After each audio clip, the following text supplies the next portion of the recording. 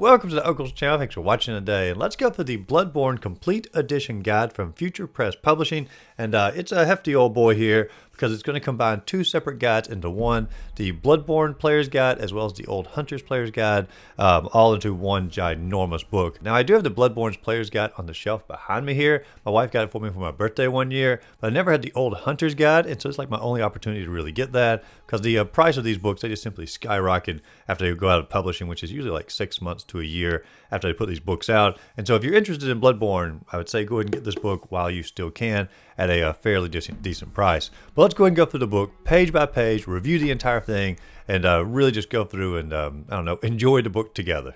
All right, so we have the cover of the book here, the Hunter's Rune right there on the front. And as you open it up, it does say FuturePress 25th Anniversary Limited Edition, and that's because the company is turning 25, and they wanted to republish some of their most popular books for players and readers who might have missed out on the first publishing, and Bloodborne is one of those particular books. We have a little opening letter here to all the fans of the company saying like how important Bloodborne is and dear to their heart here, how when they made this guide, they actually got to go to From Software Studios, talk to Miyazaki himself, and just like really dive into some of the background that I guess a normal Bloodborne player, normal Bloodborne content maker might not get access to, and so they have sort of the inside scoop on a lot of this. We have the chapter overview here. If there's at any point you want to pause and read any of this, the video is filmed in 4K quality, and so you can pause it and zoom in and read any of these pages that you might want to as we go. And so chapter 1 is going to be the training manual, chapter 2 is the hunting grounds, chapter 3 is the bestiary, chapter 4 is the chalice dungeons, and holy cow, when I went through the chalice dungeons the first time, I really did use this guide quite a bit. The arsenal and attire is chapter 5, and chapter 6 is the hunter or hunters appendices. And so all the chapters are broken down in even more detail over here off this side, and like I said, you can pause it anytime and look at that. We are going to go through it page by page. Now just look at the I guess beauty and glory of all the images you're going to use for the chapter titles, basically painting renditions of different areas around the world of Bloodborne. And so chapter 1 is the training manual, and I'm telling you, they could like make a fortune just simply publishing those individual paintings. Now it does go through the getting started as far as like, you know, how to save and load your game, character creation, tells exactly all the stats of every individual class that you can choose from, goes through the menus and such as that, and all this is pretty basic. If you've ever played Bloodborne, you're not going to really find too much new information there. It's going to go through like the weapons information menu, quick items that you can use during the game, leveling up in stats, and this part here is actually, I guess, fairly fascinating to me because I actually tell you like how many blood echoes you're going to get from different enemies in the game. So if you want to sort of focus on your farming a little bit, there's a good guide for you there. But this is a really cool section here. They actually tell you how many blood echoes are required for every individual level in the game. And I guess you max out at 543. I did not know that. So that is new information to me for this. Also tells you how much increase you're going to get from vitality, endurance, you know, as far as like resistance goes. All of that is also going to talk about your discovery rate and also your defense that's going to increase by level as well. And like, look how much like gap there is toward the end. I mean, you're constantly getting at the beginning. And I mean, we all knew that. There's such a thing as soft cap and hard caps in the game. But I'm just sort of seeing it broken down is, you know, fairly fascinating there. Talks about your stamina, your insight, how all that plays a part inside the game, your beasthood. Really just goes through the very basics here. Left-hand weapons, your quicksilver bullets, your attire, upgrading weapons, your gems and runes. And it also has a little section on New Game Plus. And man, I really wish Bloodborne did more in the New Game Plus, but you can see there's not going to be a ton of stuff except for when they break it down. I guess it does say page 161, so we'll get to that in a little bit, but they don't really do a ton of new stuff in New Game Plus. I think Dark Souls 2 really did the best secondary game that you could go through. Combat explained as far as like how to lock onto the individual enemies. And like every time they have a concept here, they have very high quality pictures explaining exactly what they mean. If you've never had a FuturePress book, I hope this book sort of wins you over here as far as like just the quality of a player's guide out there. There's no other company that I know of that puts out player's guides to this particular level. Goes through, talks about your visceral attacks as well. Clearly a very important part of Bloodborne. Your health and damage as far as, you know, how to use your blood vials, regain your health, your blood bullets, such as that. Your movement here, you know, your rolling, Not so much blocking in Bloodborne. I mean, you do get a shield if you wanted it, but most players are never going to use that shield. It's more or less just simply a joke for the players who come across from Dark Souls here. But you keep going. You got dashing and jumping, your concealed dash. What do they mean by that? Evidently, they're talking about when you lock onto an enemy and you jump into the attack, just simply the dash before the attack. Your jump attack following enemy behavior as far as like the impact that they can have on you and the armor of the individual enemies. Damage calculation, exactly how your damage is going to be calculated for and against you. Your attack power here, your attack power versus open foes. It's probably going to be versus shielded foes coming up in a little bit. But weak points, serrated weapons, righteous weapons. And then we get into multiplayer here. And multiplayer is one of the most fun parts of Bloodborne for some players. I tend to enjoy the solo action a little bit more in Bloodborne, just simply because I enjoy the overall atmosphere and going through the lore and the bosses and whatnot. Chapter 2 is the hunting grounds, and this is basically going to go through every single area in the game and break down as far as like every item, every enemy, every insight, every NPC you could possibly talk to, as well as an in-depth map for that particular area. Starts off in the Hunter's Dream here, and there's obviously not a whole lot you can do on the initial trip to the Hunter's Dream, but more and more branch out as you go. Central Yharnam here, and you can see it breaks down every single as far as like every single enemy up here, as well as the strong ones and the boss ones and every NPC in the level as well. And it's going to go through every single items you can collect in the level at the same time, as well as like little pathways of like how everything connects as well. And you continue on here, you have Central Yharnam. It's going to break down all of that as far as like the Courtyard Gate, Gilbert's house, Overpass, and you can read all of this and get more background to every single area that it's talking about. Continues on with Central Yharnam here, continues on with the map. I'm not going to, of course, read every single thing it's going to talk about in this guide. Like I said, you can pause it if you would like to, or you can simply purchase the guide, on your own, which is what I definitely recommend for the majority of players out there. You can see we are still in Central Yharnam here. We're getting to the Cleric Beast right here. It's talking about him a little bit.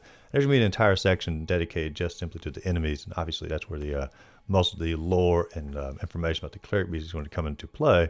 This is simply more of an overview guide of the levels that you're going to go through and sort of breaking down exactly what you can collect in every single level. And if you're like a first-time player going through here and there's like, you're sort of struggling a little bit, just break down the items that you individually want to find and sort of take a beeline path to those particular items. Of course, we're in the Cathedral Ward now.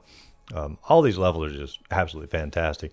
Bloodborne is my favorite From Software game, and nothing will probably ever dethrone Bloodborne. It's the very first From Software game that I ever played through, and like I said, I love every single thing about this game, and there's really nothing that could probably dethrone it. We have Vicar Amelia up here, a phenomenal boss in the game. She is just, I don't know, the animation, the cutscenes before it, the boss fight itself, man, just par none.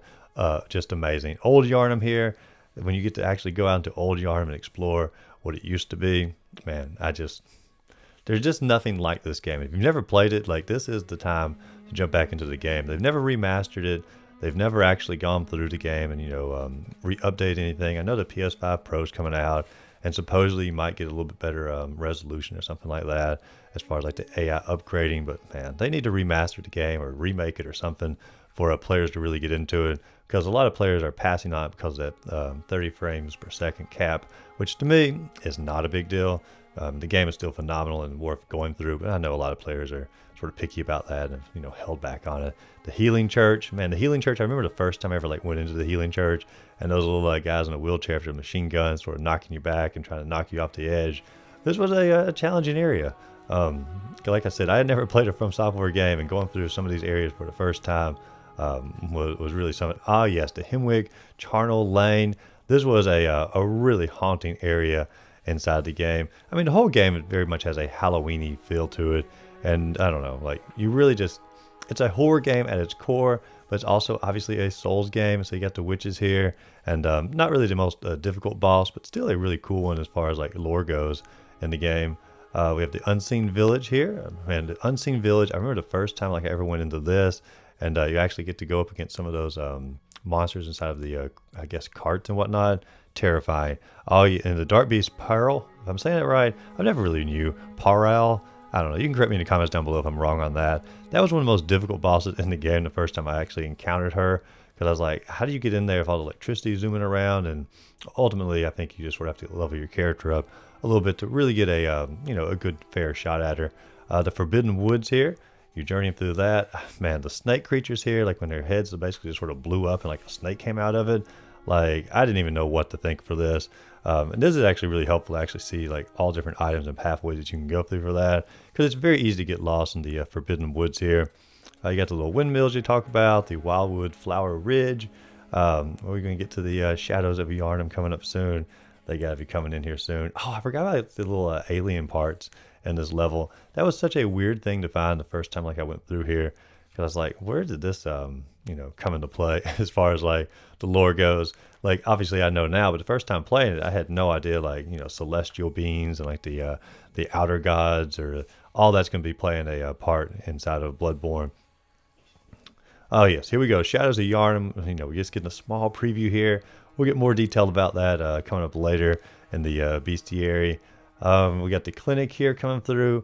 The clinic was such a weird, puzzling part of the game because you didn't really know so much about the experiments that were happening the first time you found it. The Forsaken Chainhurst Castle. This one here made me fall in love like the fantasy elements of it. Made me want to sort of go back to some of the Dark Souls games. Those giant flea creatures, it was really something in the game. Because that was like directly out of a horror movie to me, having giant fleas just sort of pounce at you and come at you here. Obviously you got detailed pictures of every single area that you're going to encounter. Oh, those little screaming ladies there who like sort of paralyze you a little bit. That was pretty wicked.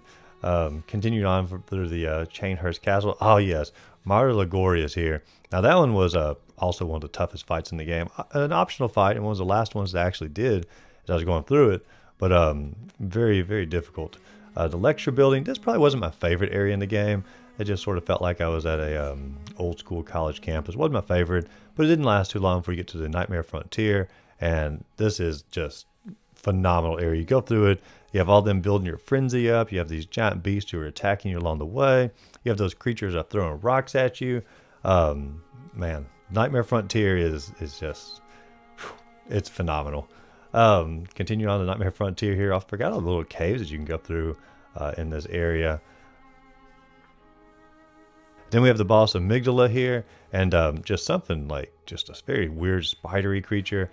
There's a really easy way to cheese that boss. You simply sort of stand behind her, and they always jump in the exact same way, and you can basically take them the headshots out pretty quickly and go through that. And we're getting ready to go to Rom here in a second. Did they just sort of skip over Rom? Oh yes, Rom, the vacuous spider. I remember I was playing a game with a friend. They just beat Rom like on the second try, and it took me like 20 tries. I was getting pretty darn discouraged. The Unseen Village, you sort of get to go into the I guess alternate world of Bloodborne at this point. Don't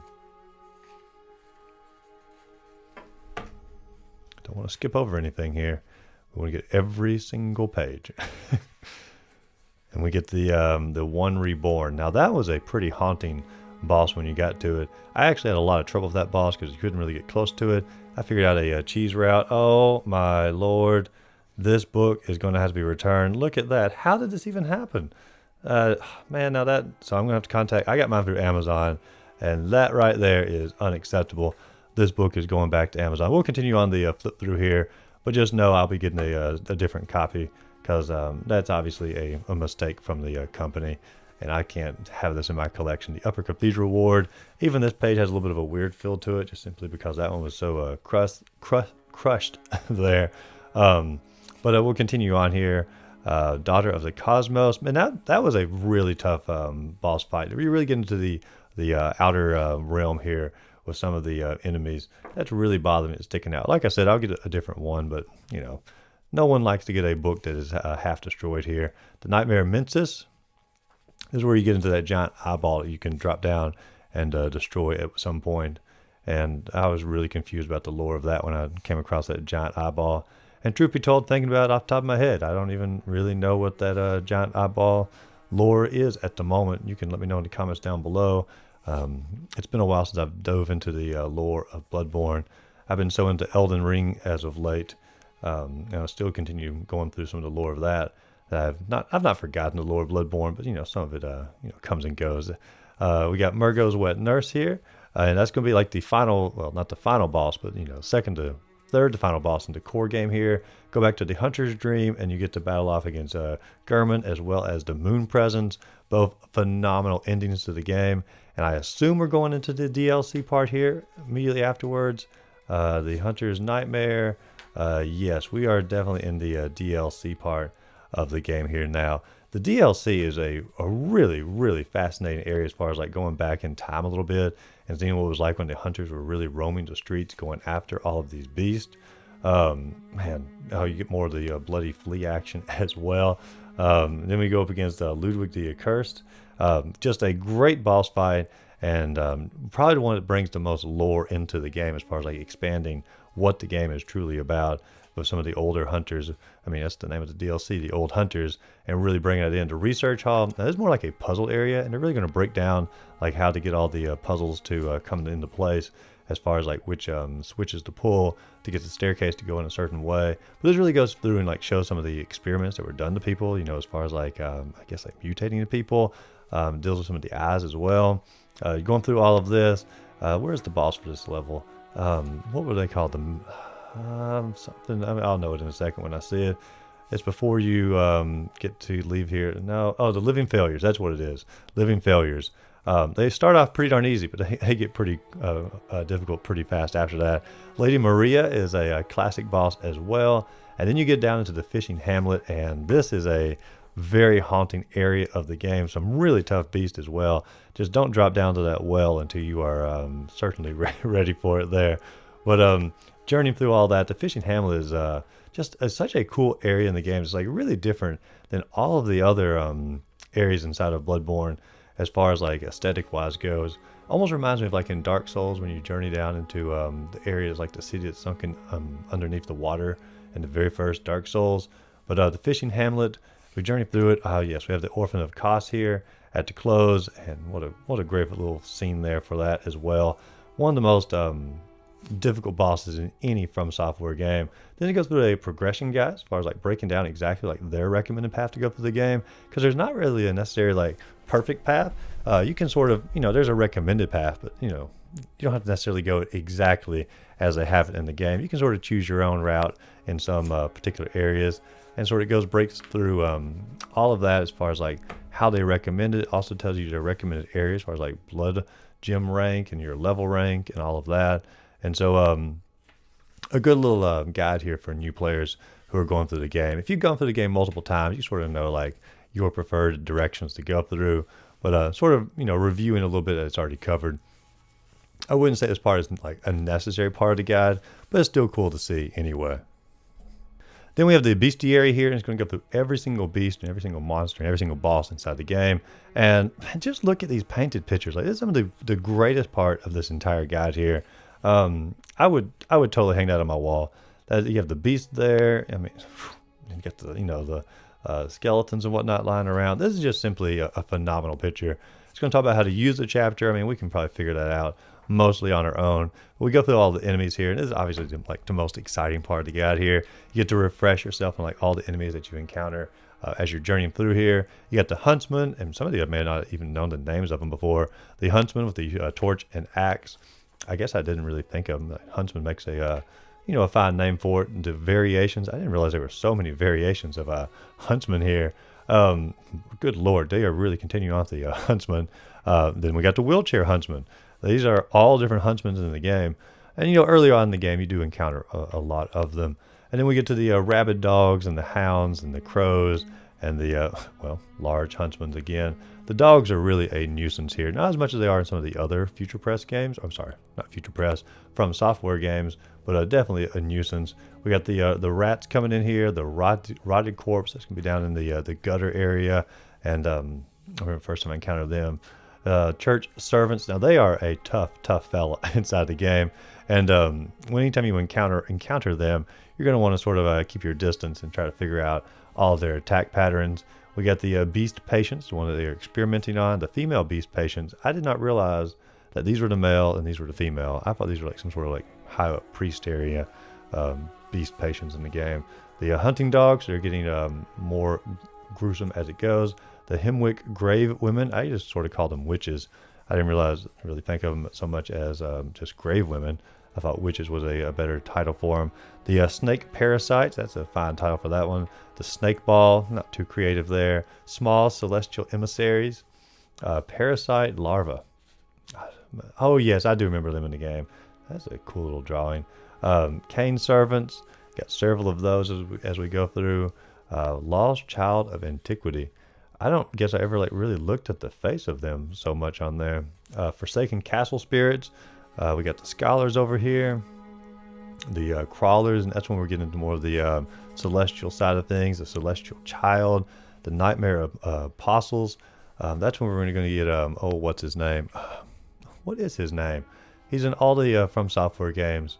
What is his name? I'm blanking at the moment. I'll remember it in a second. Murgo's Attendants. And you can let me know in the comments down below, even though it will certainly come to me at some point here. Patches. Patches is his name. Skeletal Puppet. Labyrinth Watchers. Very similar on that. I didn't realize how much they looked like the Orphan of Kos, though. I'm not sure there's any connection there. Continuing on with the Labyrinth Watchers, we got several different ones on there. The Pilgrims, the Gravekeeper Scorpion. Is that only in the Chalice Dungeon? I think it is. I don't think that's in the regular game.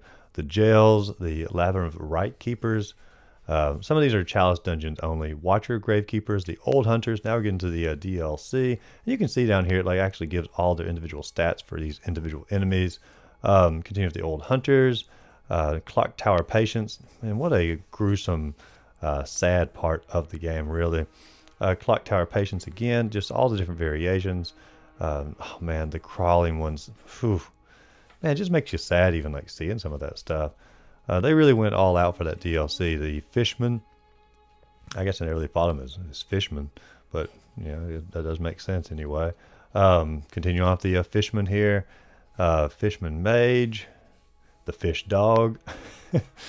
The Snail Women. Huh. I never would have thought to call them Snail Women. That's interesting though. Now we got the strong enemies. We got some of the beasts coming in here. The Huntsman minions. Man, these are the ones that you have to really focus your attacks on. Sort of back up and pull back in and back up. The Executioner. The Man-Eating Boar. And the first time you encounter that, get ready to be rampaged over. The Church Giants. Boy, they were... I thought it was an actual boss when I first encountered it. The Church Giants. Oh my gosh. The Bloodsucker. This is when I knew the game was an actual horror game, when I encountered them, because it terrified me. I was playing late one night, all the lights were out, my wife had already gone to bed. I was sitting right in front of the TV when I encountered that brain sucker, and it freaked me out. We have the Mad Ones, the Beast Possessed Soul. I did not discover him until the third playthrough of the game, and that truly did terrify me. The Kidnapper, when they actually do kidnap you, that's also terrifying. I forgot how scary some of these monsters truly are. The Eye Collector, small Celestial Emissary, not so terrifying. Large Snake Ball, not so terrifying. The Blood Licker, oh my gosh, that's that flea fella I was talking about. Truly terrifying. The Lauren Silver Beast, truly terrifying. Man, I'm telling you, the game, they just crafted some of the best creatures in any video game, period. Not just From Software, any game, period. The Winter Lanterns, get ready to die of frenzy. Garden of Eyes, that's where that content creator gets his name from. The Fluorescent Flower. You only see one of those in the game until you get into the Chalice Dungeons, I believe. And the Bell Ringer. Then we have the Cramped Casket. Those are the ones that are coming out of the carts and whatnot. Large Nightmare Apostle. That spider area was terrifying in the game. Murgo's Chief Attendant. The Shadows of Yarnum. We're getting to the bosses here. Oh, no, never mind. They are bosses, but then they aren't bosses later on. The Brain of Mensis. That's what I was talking about earlier, the giant eyeball. Just, I tell you. The creations that they made here. The Watcher Chieftains. Continue on with that. The Merciless Watchers. Some of these are more standard in this area, but they still have their neat design about them. The Labyrinth Madmen. I did not realize they were actually carrying a corpse like that. I mean, if there was ever a doubt that this game needed to be brought back into the core consciousness of players out there, this guy should do it for them. The Cleric, the Keeper's hunting dogs. Man, that is way more demonic than I remembered them looking. Nightmare Executioners. Yes, that's when they really got tough. The blood liquor again. Wait a second. What's the difference in that blood liquor and the other blood liquor? Hang on. We got to see what the difference is, because I know we already talked about the blood liquor. Hang on. I know you're thinking, like, why are we going back? But I want to see what the difference they are calling in these two blood liquors. We got blood liquor. Oh, the old hunter's blood liquor. Seems like they probably could have just, mentioned that on the first time through. But whichever they are, they're going to separate. The giant fishman. Now that right there is the one of the most difficult enemies in the game outside of like an actual boss. Hunter enemies, as we're getting to the old hunters, as far as like the ones that are going to be coming at you in the DLC. And just some great designs for all of them. It really felt like you're just simply going through like just constant NPCs or smaller boss battles throughout the game. And some of these are from the base game actually, but there are the old hunter ones listed as well. Church doctor. And I like how they actually go through and like tell you about every single one of these old hunters, so you can learn more about the individual lore. If you're ever looking for like a coffee table book, like, you found it. Like, this is the perfect coffee table book for you to go through. Then we go into the boss section. We start off the cleric beast, who is the first boss I ever saw in the game. He came flying over that giant tower to attack down on you. It was a very cinematic part of a game I had never experienced before. This game here actually got me back into video games, and the cleric beast was just something that pulled me in immediately. It goes through like, the environment. It goes through different phases, different strategies, different moves. I mean, they really break down every single boss, as well as a little bit of, your background preparation and some of the lore mentioned here as well. Father Gascoigne, obviously a classic boss in every way. Some dark, lore behind him with his family and whatnot. The blood-starved beast, I had a lot of trouble with that poison attacks that come in here. The Witch of Hemwick, I think we all can agree, one of the easier bosses in the game, but no less cool looking. I mean, like, has all those little eyeballs on her, because some of different people. The Dark Beast Parl, I mean, we talked about him or her earlier, and the electricity attacks, like I said, leveling up is your best bet for that. What happened here? Another mistake in my book. Holy cow. This is where the thing was in there, and it actually like stained the pages. Holy cow, that's terrible. I mean, obviously your best bet here is to buy this book from the actual company. Amazon sometimes gets the, I'm not going to say reject copies, but they have more likelihood to have an error in it, and as it clearly has an error in it. But the Vicar Amelia, like I said, one of my favorite bosses in the game. Even the stain comes across over here on the Shadows of Yharnam. Like, the book is going to have to go back, and I'm going to be getting another one in the mail, because I just got to have a perfect book for, like my all-time favorite game. I can't not. And so we have Marta Ligorius here, Rom the Vacuous Spider. I've always loved the way Rom looked. Starts off such an easy enemy, and it just transfers over to being one of the most annoying ones in the game, but I love the look of it. The One Reborn looks like you're fighting a pile of vomit, but you can't help but love it. Celestial Emissary, going through that. That's one of the easier bosses as well. And then we have Abritas, Daughter of the Cosmos. I have to say, like, the first time I came into this arena, I was not expecting the spectacular laser shows I was going to get. You can see a little bit of a preview down here. It took me several tries to actually take her out, but excellent boss. Mikolash, Host of the Nightmare. Most people find that boss annoying, and I'm one of those. The constant running around trying to find them or get the path to work just right, and I've never liked the little cage hat either. I know it's like medieval accurate, stuff like that, but nah, that's just not for me. Medusas Wet Nurse, like, what a great boss here. The little double blades coming around the arena here. Also, like, sort of going to that shadow realm and having a twin come out. Just a great boss in every way.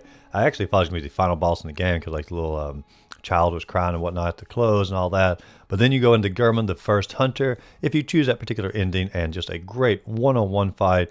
And when you defeat him, you actually get his weapon here. But just in the environment you're fighting him in, I've seen some great paintings of this particular arena. And man, like I said, so much of this could be wall paintings, and I would have no problem, I'm reading the page here, no problem having an entire Bloodborne room dedicated to all of this.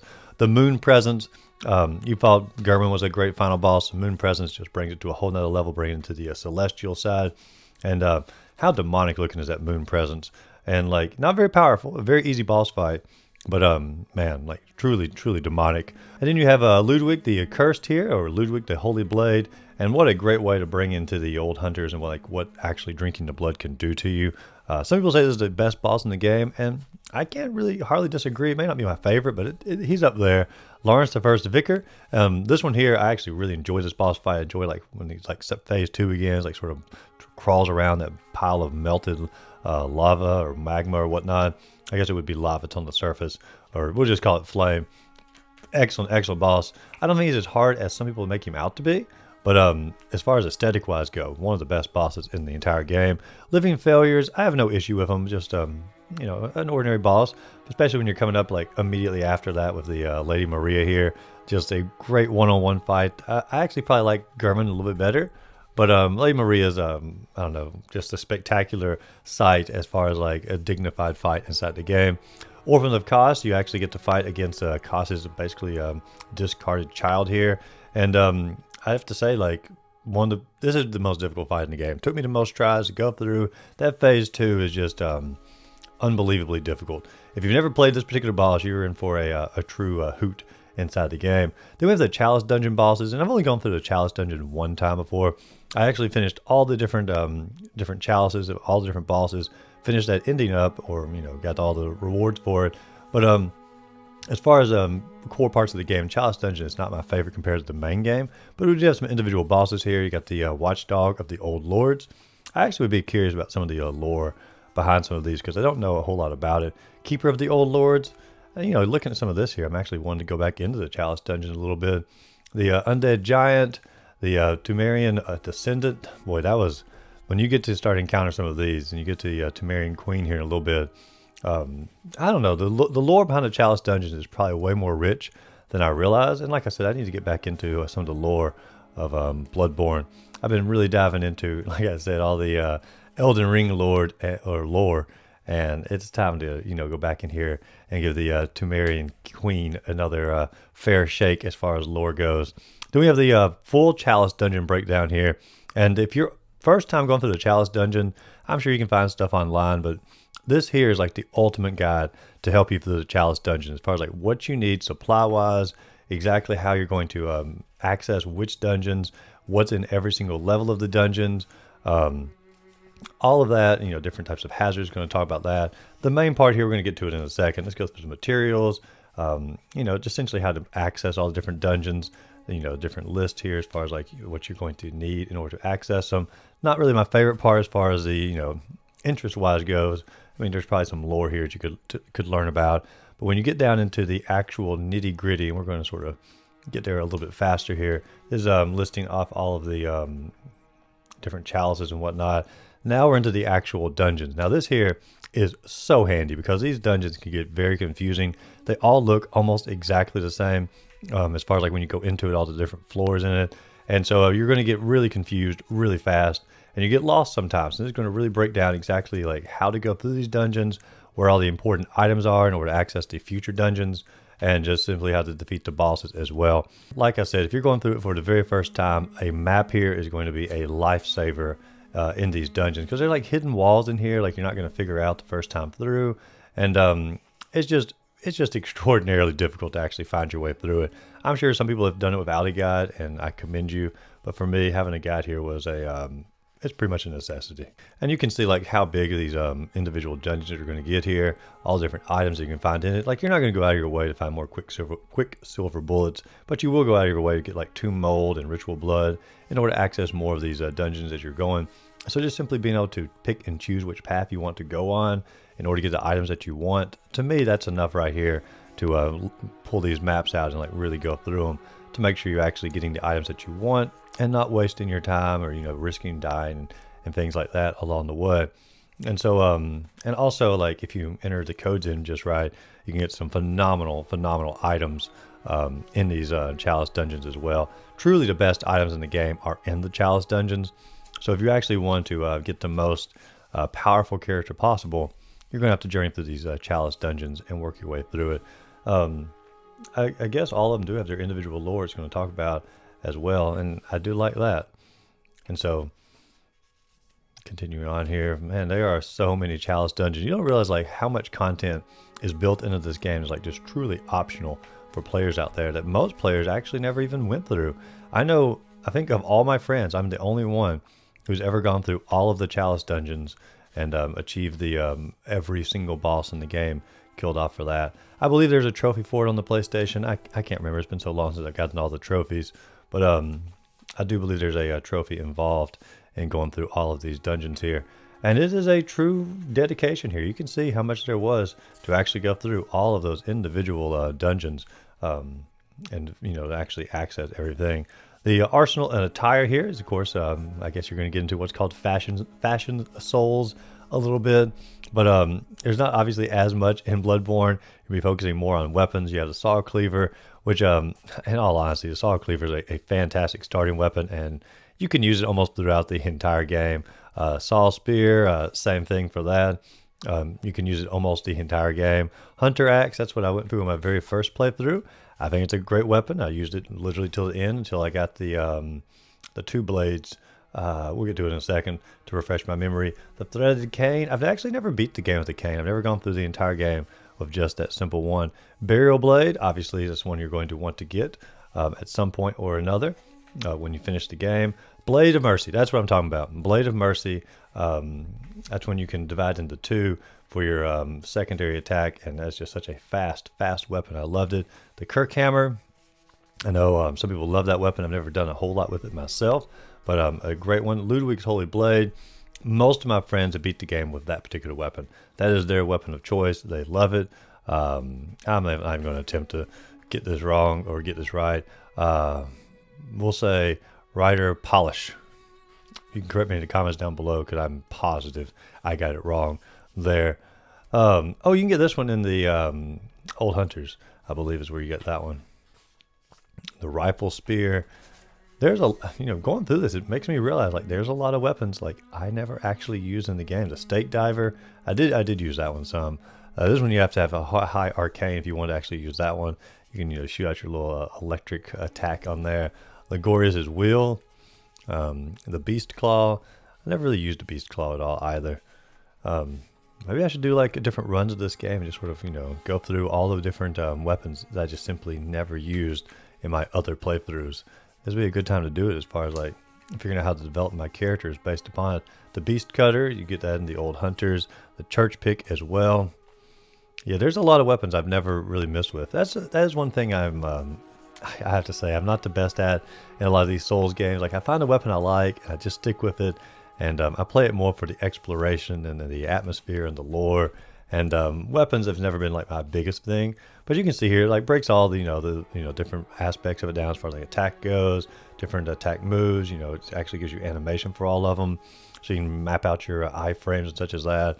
I mean, you can take this game as far as you want to on here. The whirligig saw, a lot of my friends use that one. I played around with it, but I never like did a full run with that particular weapon. The bloodletter, I'll be honest, I don't even remember that weapon. Migdalin arm, I do remember getting that and being all excited about it, and then not really using it a whole lot either. You know, coming on through here, Cost Parasite, another one I was excited about, and then just simply did not really use. Then you have the left-handed weapons. You know, you have all your pistols and the blunderbuss and the shotgun. You're gonna get all of these inside the game, and if you're interested in the parrying aspect, obviously you're going to be really pushing for the absolute best when it comes to this. For me, I did more dodging than I did parrying, and I never really updated my arcane a whole lot to get any like the special abilities and such. The wooden shield, that's what I was talking about earlier, as far as like the trolling players. The Gatling gun, I have seen some playthroughs where they like upgrade these to the max, and they just blast the bosses away. They don't even like stand a chance. The healing items, you can go through here and you can see all different ways to heal your character. Obviously, Blood Vial is going to be your main standby there, because you have an almost unlimited supply of it, as long as you're willing to grind a little bit. Early players are obviously going to use the Molotovs and cocktails quite a bit, because that allows you to take bosses out a little bit faster. Poison Knife, if you're looking to take out Mikolash out fast, Poison Knife is your best bet. The Beast Blood Pellet allows you to really take out any beast at a crazy fast pace, especially if you combine that with the Pungent Blood Cocktail on the Bloodstarved Beast. You are in for a quick victory. The Numbing Mist, I really don't know if that has any particular use except for fighting the Vicar Emilion. I'm not sure. Fire Paper, Bolt Paper, those are going to be some of your best friends as you go about the game. Shining Coins, I don't really remember what Shining Coins did, if I'm being honest. The Hand Lantern, the Tiny Music Box, you're going to be using that a heck of a lot If you're having trouble with Father Gascoigne, some more. Oh, here's your summoning abilities here as well.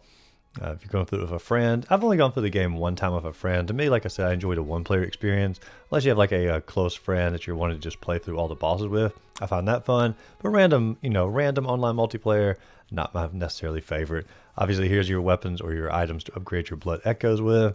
Your arcane items, these are going to be the ones that you can actually use your arcane levels, your quick silver bullets to do different attacks and such. I never really dealt a whole lot with them. I would really just sort of get them and play around with them just sort of see the what the attacks looked like.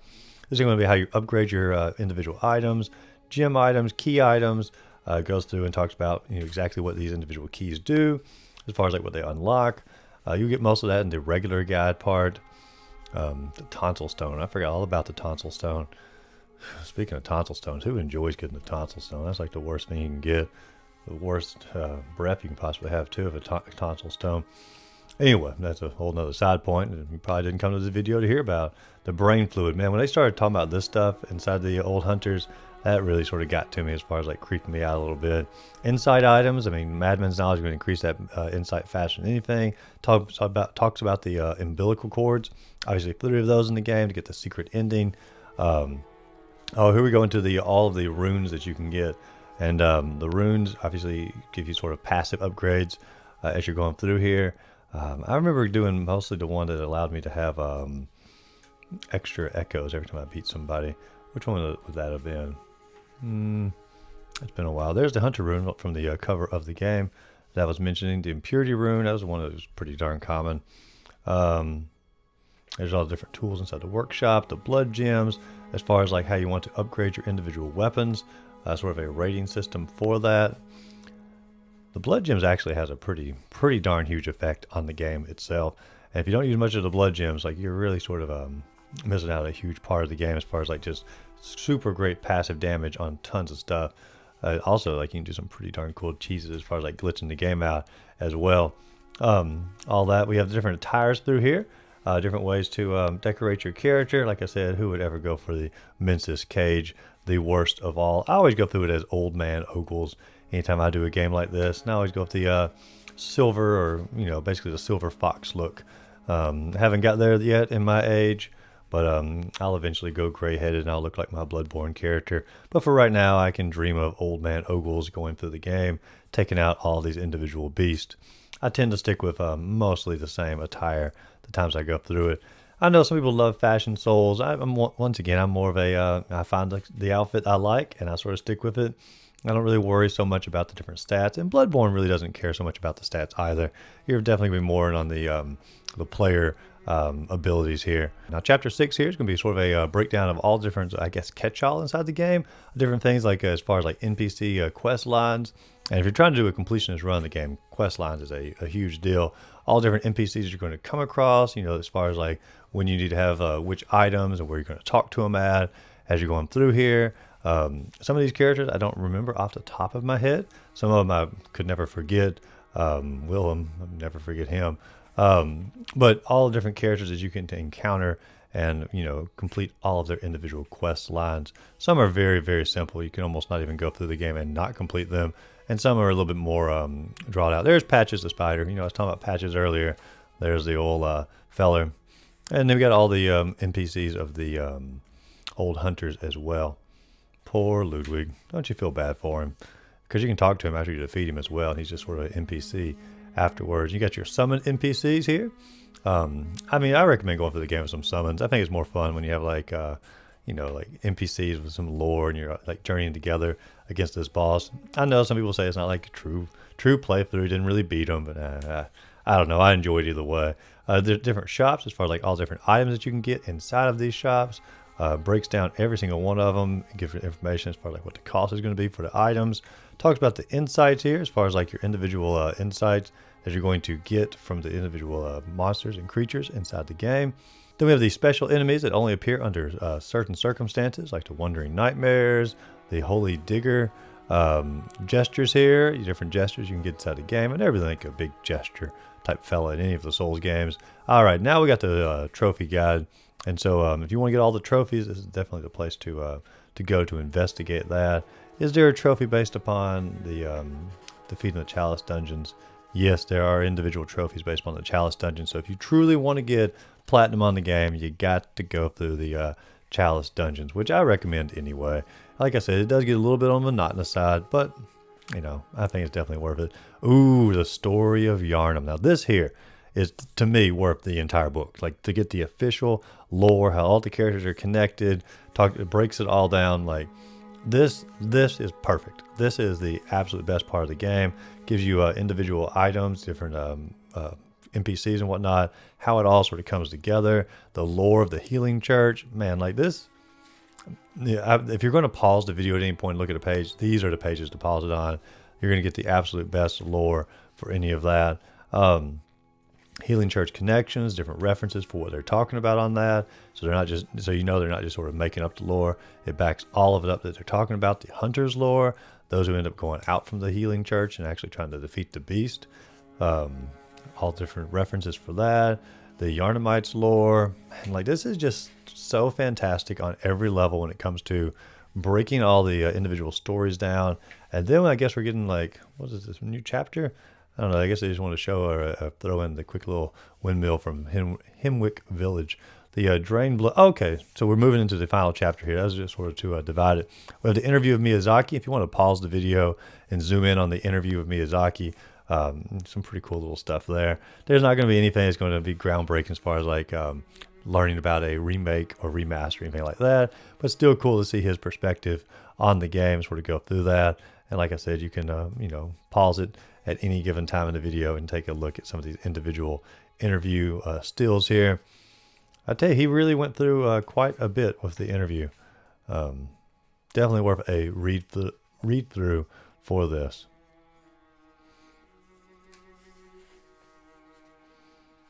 I think it's far more in depth than anybody was anticipating for an initial interview. I don't know if this is Miyazaki's favorite game, but if it's not, it should be his favorite game. I don't think he'll ever top Bloodborne, but that's my personal opinion, and I'm probably biased. It was my first one. Characters and weapons here. Going through a little bit more of the, I guess, sort of art behind some of the characters. And this is pretty cool. I don't believe this was in the original booklet that I went through, or original guide that I had. I think Lady Maria is probably one of the most recognizable sprites from Bloodborne. I think pretty much everybody knows Lady Maria just from the imagery. Whether they know it's her name or not, they've at least seen Lady Maria.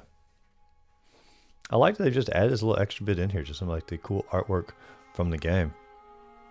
I wonder if anybody ever realized the connections like that. Looks a lot like a Silent Hill. Man, the Bloodstar beast is such a haunting creature. The cleric beast, all the beasts in the game. You really just can't beat them. Lore index here, bringing it all back if you want to journey through and look back at anything. And then we have the special thanks here at the ends, the credits, the you know, all the people who've worked on the book and whatnot.